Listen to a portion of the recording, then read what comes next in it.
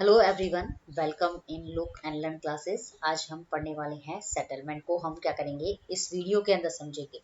Okay. और इस video के अंदर मैं आपको बताऊंगी सेटलमेंट का फ्लो चार्ट। ठीक है, किसी भी चीज को आप फ्लो चार्ट से समझते हैं ना तो आपको लाइफ टाइम जो होती है वो चीज जो होती है वो आपके दिमाग के अंदर क्या रहती है, मतलब सेट रहती है। मतलब आप उसको भूल नहीं सकते हैं। ठीक है ना। तो सबसे पहले हम देखते हैं सेटलमेंट का। सबसे पहले हम डेफिनेशन समझेंगे। सेटलमेंट क्या होता है, मतलब जहाँ पे लोग जो होते हैं रहते हैं, सेट होते हैं। ठीक है ना। तो उसको हम बोलते हैं सेटलमेंट। ठीक है। तो अब ये जो सेटलमेंट जो होता है वो दो तरह का हो सकता है। एक तो होता है टेम्परेरी और दूसरा होता है परमानेंट। ओके। अब जो सेटलमेंट जो होता है वो दो तरह का हो सकता है, टेम्परेरी सेटलमेंट और दूसरा होता है परमानेंट सेटलमेंट। क्लियर। अब टेम्परेरी सेटलमेंट में क्या होगा कि मतलब टेम्परेरी सेटलमेंट के अंदर क्या होता है कि जो लोगों का जो सेटलमेंट होता है या जो लोगों का जो रहने की जगह जो होती है वो फिक्स नहीं रहती है। ओके। उनके काम के हिसाब से वो जो सेटलमेंट जो होता है वो चेंज होता रहता है। ओके। फॉर एग्जांपल जैसे कोई एग्जाम मतलब कुछ लोग जो होते हैं डेजर्ट में रहते हैं, माउंटेन में रहते हैं, कुछ लोग हंटिंग करते हैं, गैदरिंग करते हैं, मतलब इसके अलावा कुछ शिफ्टिंग कल्टीवेशन करते हैं। तो मतलब उनके काम धंधे के हिसाब से जहाँ पे उनको ऑक्यूपेशन मिलता है, जहाँ पे उनको काम मिलता है, वो उनके हिसाब से क्या करते हैं, अपने सेटलमेंट को क्या कर सकते हैं, चेंज कर सकते हैं। तो ऐसा सेटलमेंट जिसके अंदर लोगों का जो है सेटलमेंट फिक्स नहीं रहता है, लोगों का घर जो है वो एक जगह नहीं होता है, वो उनके ऑक्यूपेशन काम के हिसाब से चेंज करते रहते हैं अपने सेटलमेंट को, उसको हम बोलते हैं टेम्परेरी मतलब सेटलमेंट। लेकिन जो परमानेंट सेटलमेंट होता है वो जस्ट क्या होता है, टेम्परेरी सेटलमेंट का क्या होता है, मतलब जस्ट उल्टा होता है। मतलब हम ये भी कह सकते हैं कि जो टेम्परेरी सेटलमेंट जो होता है वो लोगों का ऐसा सेटलमेंट जो एक शॉर्ट टाइम ऑफ पीरियड के लिए हो। ठीक है। और परमानेंट क्या हो जाएगा, ऐसा सेटलमेंट जो लोगों का क्या हो, एक लंबे टाइम के लिए हो, तो उसको हम बोलते हैं परमानेंट सेटलमेंट। क्लियर। अब परमानेंट सेटलमेंट जो होता है वो जनरली क्या होता है, उसमें जो लोग होते हैं वो अपना घर बनाते हैं। ठीक है ना। मतलब उसमें जो घर होगा वो मतलब पूरा प्रॉपर, मतलब जिसको पक्का घर बोलते हैं ना, उस तरह का घर जो होगा वो उसके अंदर आपको देखने को मिलेगा। और जिनका काम जो होता है वो किसी जगह पे एकदम फिक्स्ड होता है। ठीक है।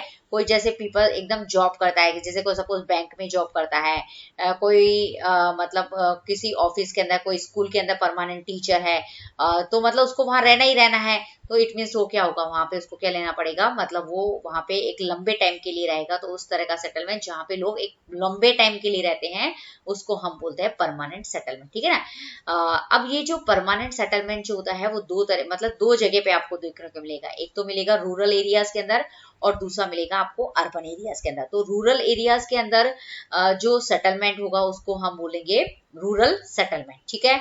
और अर्बन एरियाज के अंदर जो सेटलमेंट लोगों को आपको देखने को मिलता है उसको हम बोलते हैं अर्बन सेटलमेंट। ठीक है।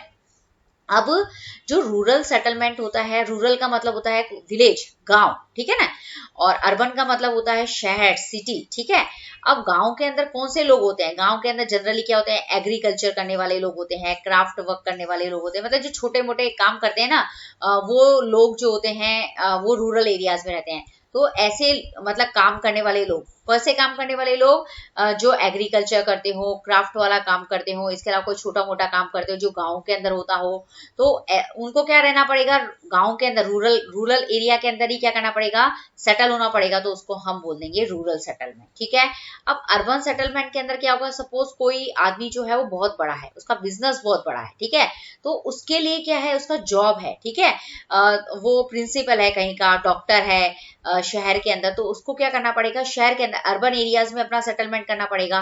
तो उसको हम बोलेंगे अर्बन सेटलमेंट। ठीक है। अब रूरल और अर्बन के अंदर मैंने आपको डिफरेंस बताया कि रूरल जो गांव के अंदर जो सेटलमेंट वो होगा उसको रूरल सेटलमेंट कहेंगे, जो शहर के अंदर जो सेटलमेंट होगा उसको हम अर्बन सेटलमेंट कहेंगे। लेकिन जो गांव के अंदर जो सेटलमेंट होता है वहां लोगों के घर थोड़े छोटे छोटे होते हैं, लेकिन जो अर्बन मतलब जो सिटी होती है उसके अंदर गांव के कंपैरिजन जो होते हैं वो घर जो होंगे वो थोड़े बड़े होंगे। ठीक है।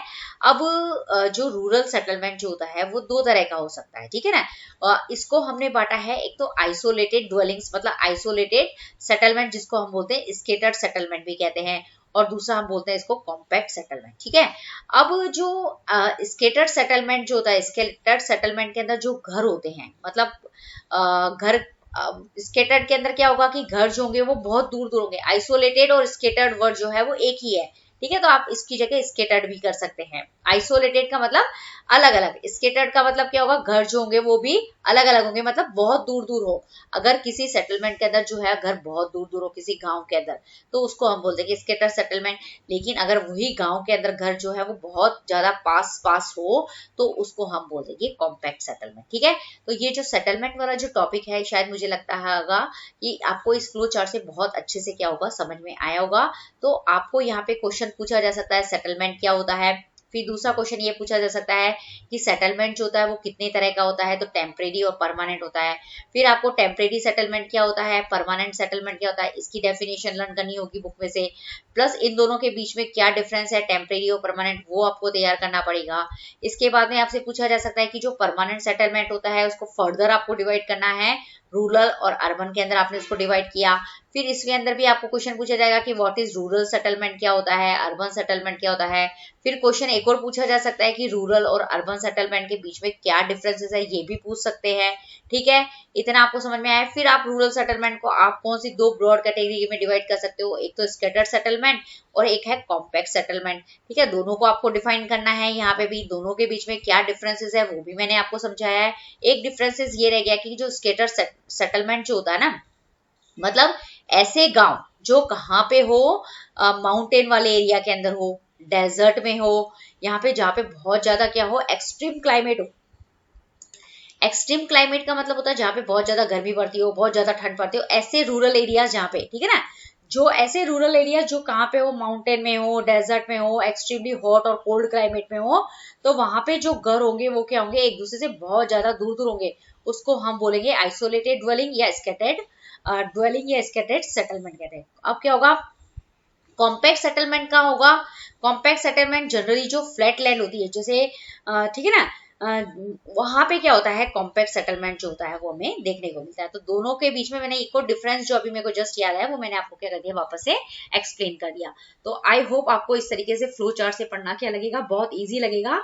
तो ये वीडियो देखने के लिए थैंक यू वेरी मच। और आप क्या करेंगे, वीडियो को देखने के बाद में लुक एंड लर्न क्लासेस को क्या करेंगे, सब्सक्राइब जरूर करेंगे। Okay, thank you very much.